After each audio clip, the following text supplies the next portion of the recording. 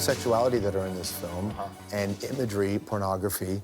And then, you know, I read your mother's blog, and she tackles it head on with pictures of sexuality and all that, and about how advertisements reach our brains. Did you learn stuff like this from your family when you were growing up? Sure. Yeah. Well, my mom and dad are very much, you know, people who were active in the 60s and 70s in feminist movements as well as civil rights or anti-war movements, and I think they raised my brother and me to have some of those values and to think of women not just as sex objects, even though lots of images in the media are constantly saying that. Certainly not just pornography, perfectly mainstream images. Here's one that she put up that's so powerful, you know, does the image show only parts of a sexualized person's body, and it's a car on a girl's face, right?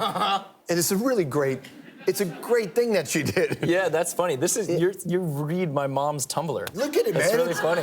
Because it's smart. It is smart, you're right. You know? You're right. So when you were growing up, were those sorts of conversations you think that informed this kind of choice? Yeah, absolutely. Like, I remember, like, as a family, we'd always watch basketball. Big Laker fan. Yeah. Sorry about that. Yeah, recently it's been a little awkward. You're right, but we stick with them, man, because they're the home team.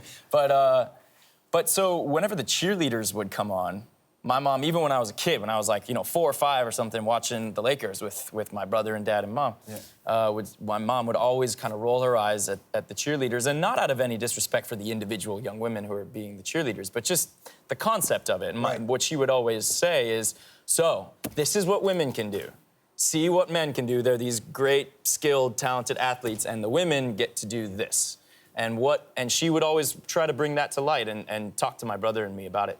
And yeah, so she's seen the movie and she really likes it, you know, and I talked to her, I showed her the first draft of the script, and she's really, I think, proud and amused that what I ended up writing my first movie about was these things that I grew up hearing from her.